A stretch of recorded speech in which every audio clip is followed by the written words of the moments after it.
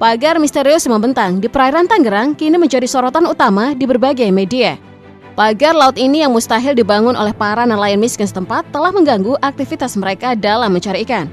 Banyak yang menduga bahwa pagar tersebut dibuat untuk mendukung proyek reklamasi di kawasan tersebut. Pagar bambu ini membentang sepanjang 30 km dari Desa Muncung hingga Desa Paku Haji di wilayah perairan Kabupaten Tangerang, Banten. Jika dilihat dari citra satelit, pagar ini tampak seolah mengepung pesisir Tangerang, membentang dari Tanjung Pasir hingga Pantai Anom, mencakup lebih dari 16 desa di 6 kecamatan. Keberadaannya seakan menjadi penanda penguasaan wilayah pesisir yang tidak biasa. Berdiri dengan tinggi hampir 6 meter, pagar laut ini tersusun dari jutaan batang bambu yang dipasang menggunakan alat berat. Bambu-bambu tersebut tidak dipasang secara rapat dengan adanya pintu setiap 400 meter yang memungkinkan perahu untuk melintas. Yang membuat hal ini semakin misterius adalah kenyataan bahwa pembangunan pagar ini hampir mustahil mendapatkan izin resmi. Memagari laut lepas merupakan tindakan yang tidak diperbolehkan. Namun yang mengejutkan, hasil penyelidikan mengungkap bahwa pagar yang pertama kali ditemukan pada Agustus 2024 ini ternyata memiliki sertifikat hak guna bangunan HGB sebagaimana dilaporkan oleh BBC.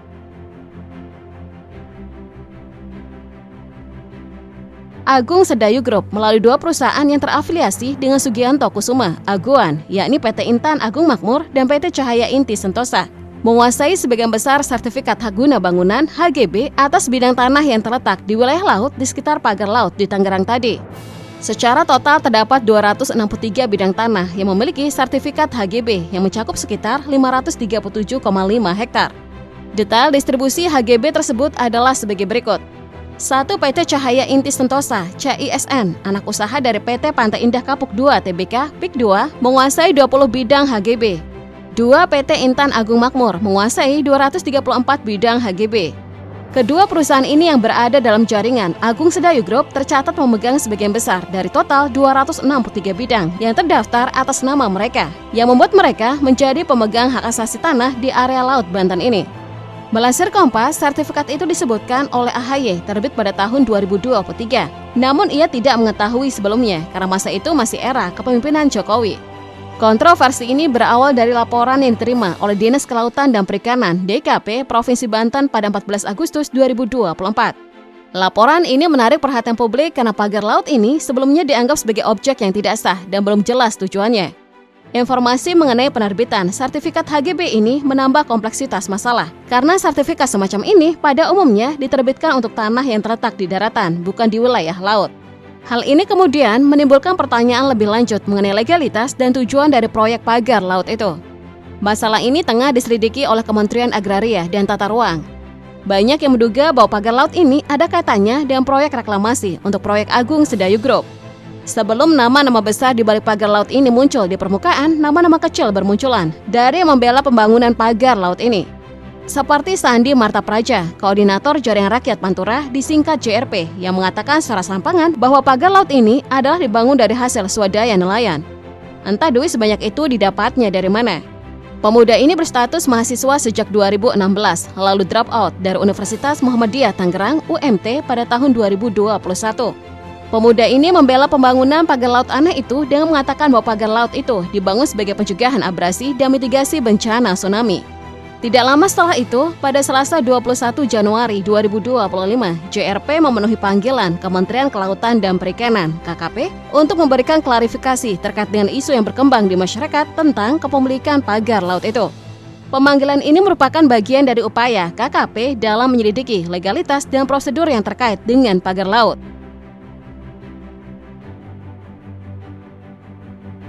Seorang nelayan bernama Khalid dengan tegas menentang pembangunan pagar laut yang menurutnya membawa dampak buruk bagi kehidupan para nelayan serta menciptakan ketidakadilan sosial dan ekonomi. Dalam sebuah acara diskusi, Khalid tampil untuk mengcounter argumen yang disampaikan oleh Sandi dan para pendukung proyek tersebut, serta mempertanyakan logika yang digunakan oleh pemerintah dalam membenarkan keberadaan pagar laut. Beberapa poin utama yang disuarakan oleh Khalid antara lain 1. Logika penjajah. Khalid mengkritik cara pandang yang cenderung parsial, di mana kepentingan daerah dipisahkan begitu saja dari kepentingan nasional. Ia menegaskan bahwa penderitaan yang dirasakan oleh satu wilayah semestinya menjadi keprihatinan bagi seluruh rakyat, bukan hanya menjadi beban bagi kelompok tertentu. 2. Korupsi korporasi. Dalam pandangan Khalid, proyek ini lebih condong untuk menguntungkan korporasi semata yang hanya berfokus pada profit tanpa mempertimbangkan kesejahteraan masyarakat kecil, khususnya nelayan yang mata pencahariannya bergantung pada laut. 3. Keabsahan hukum pagar laut. Khalid mempertanyakan legalitas dari pembangunan pagar laut ini. Ia menyoroti dugaan bahwa area tersebut sudah dijadikan bagian dari proyek tertentu tanpa adanya keterbukaan informasi kepada masyarakat, serta adanya potensi praktik jual beli lahan secara ilegal yang melibatkan pihak-pihak tertentu. 4. Keterlambatan penegakan hukum. Khalid juga menyoroti lambatnya respon aparat penegak hukum dalam menangani proyek ilegal ini. Meskipun pagar laut telah diketahui keberadaannya sejak 5 bulan sebelum viral di media, pihak berwenang dianggap tidak bertindak cepat meskipun telah menerima berbagai laporan dari masyarakat. 5. Siapa dalang di balik proyek ini? Menurut Khalid, sosok di balik proyek ini sebenarnya bukan lagi rahasia. Banyak pihak di sekitar lokasi yang mengetahui siapa yang bertanggung jawab, namun masih ada ketakutan untuk berbicara secara terbuka. 6. Pendidikan nelayan yang diremehkan. Khalid menegaskan bahwa nelayan tidak bisa dianggap sebagai kelompok yang tidak berpendidikan atau mudah dibodohi. Menurutnya, tingkat pendidikan dan wawasan nelayan sangat bergantung pada akses terhadap informasi dan motivasi yang mereka miliki untuk belajar dan berkembang. 7. Peran aparatur desa yang dipertanyakan. Khalid juga mengecam peran lurah dan camat yang menurutnya mendapatkan keuntungan dari proyek-proyek seperti ini. Ia bahkan secara belak-belakan menyebut mereka sebagai calo yang ikut bermain di belakang layar untuk meraup keuntungan dari proyek pagar laut ini. Dengan berbagai kritik dan argumen yang ia sampaikan, Khalid berharap agar suara nelayan lebih diperhatikan dan proyek pagar laut yang dianggap merugikan ini bisa segera dihentikan demi keadilan sosial dan keberlanjutan ekonomi masyarakat pesisir. Pernyataan-pernyataan Khalid ini membuatnya mendapatkan apresiasi publik dengan banyak netizen yang menganggapnya lebih berwawasan daripada pejabat publik yang menjadi pengawas kebijakan. Pengamat dunia maritim yang menuliskan analisanya di Kompas memaparkan dampak pembangunan pagar laut ini. Tidak hanya mengganggu akses masyarakat pesisir yang bergantung pada sumber daya laut, tetapi juga mengancam keseimbangan ekosistem laut yang rentan. Wilayah laut yang seharusnya menjadi ruang bersama kini telah berubah menjadi zona eksklusif, membatasi aktivitas tradisional seperti penangkapan ikan dan pengumpulan hasil laut yang sangat penting bagi kehidupan masyarakat pesisir. Ekosistem pesisir yang mencakup hutan mangrove dan terumbu karang memainkan peran penting dalam menjaga keanekaragaman hayati dan berfungsi sebagai pelindung alami terhadap bencana alam. Dengan adanya pembatasan akses ke wilayah laut, habitat alami ini menjadi lebih rentan terhadap kerusakan dan degradasi. Akibatnya tidak hanya kehidupan laut yang terancam, tetapi juga keberlanjutan mata pencaharian masyarakat yang mengandalkan perikanan. Pemagaran yang menggunakan bahan seperti bambu, paranet, dan pemberat pasir bertindak sebagai penghalang fisik yang mengganggu aliran air laut dan merusak habitat alami. Secara sosial dan ekonomi, nelayan tradisional di kawasan itu kini harus menempuh jarak lebih jauh untuk menangkap ikan yang meningkatkan biaya operasional seperti bahan bakar dan perawatan kapal, serta menurunkan produktivitas mereka. Di wilayah pesisir Tangerang, sekitar 3.888 nelayan dan 502 pembudidaya ikan terpengaruh langsung oleh pemagaran ini. Selain dampak ekologis dan ekonomi, pemagaran laut juga mencerminkan ketidakjelasan dalam tata kelola ruang laut, termasuk kemungkinan bahwa proyek ini terkait dengan reklamasi yang belum dikomunikasikan secara jelas kepada masyarakat. Minimnya transparansi dan partisipasi publik dalam perencanaan proyek semacam ini mengarah pada ketidakpercayaan masyarakat terhadap kebijakan pengelolaan wilayah pesisir. Karena sudah dianggap ilegal, Presiden Prabowo memerintahkan pembongkaran pagar laut ini. Perintah itu melibatkan 600 personel TNI Angkatan Laut dengan alat berat ini, bertujuan untuk mengembalikan akses nelayan. Namun langkah ini menuai kritik terkait koordinasi kebijakan pemerintah yang dianggap lemah. Melansir Fajar, beberapa pihak menilai ada ketidaksepahaman antar instansi, seperti Menteri Kelautan dan Perikanan yang awalnya tidak setuju dengan pembongkaran.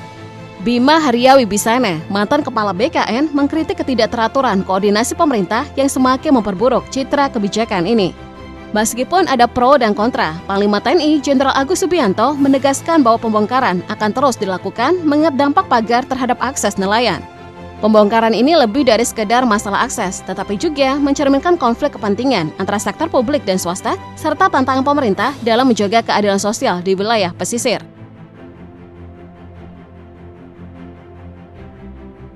Setelah viralnya kasus pagar laut di Tangerang, pejabat Gubernur Jawa Barat B. Triadi Mahmudin melansir Tempo menginginkan evaluasi terhadap pagar laut di Bekasi yang juga telah memicu kontroversi, meskipun statusnya legal.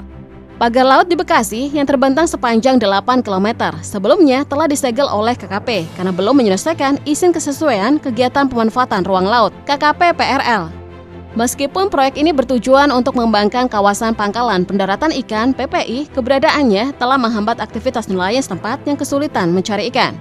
Kepala Dinas Kelautan dan Perikanan Jawa Barat, Hermansyah, menjelaskan bahwa proyek Pagar Laut Bekasi merupakan bagian dari pengembangan PPI Paljaya melalui kerjasama dengan PT Tunas Ruang Pelabuhan Nusantara, TRPN. Ia juga mengakui bahwa izin KKP PRL belum diterbitkan dan menyatakan bahwa PT TRPN bertanggung jawab terhadap dampak sosial dan lingkungan yang timbul, termasuk penanaman mangrove dan pengelolaan fasilitas kawasan PPI. KKP menilai bahwa pagar laut di Bekasi masuk dalam kategori reklamasi dan bertentangan dengan peraturan daerah Jawa Barat. Dengan adanya pagar ini, ratusan nelayan setempat terpaksa menghadapi kesulitan besar dalam mencari nafkah. Perlu dicatat, pemagaran adalah upaya lama yang dilakukan oleh segelintir orang, biasanya adalah pemodal. Hal ini terjadi sejak awal perkembangan kapitalisme. Pemagaran atau enclosure adalah upaya memagari wilayah sehingga hanya orang yang diberi hak oleh pemerintah yang diperbolehkan melakukan aktivitas ekonomi di wilayah itu. Atau secara sederhana, pemagaran ini adalah proses membatasi wilayah untuk penguasaan produksi dan ekonomi. Dan pihak yang bisa melakukannya hanyalah orang-orang memiliki modal besar dan akses ke kekuasaan.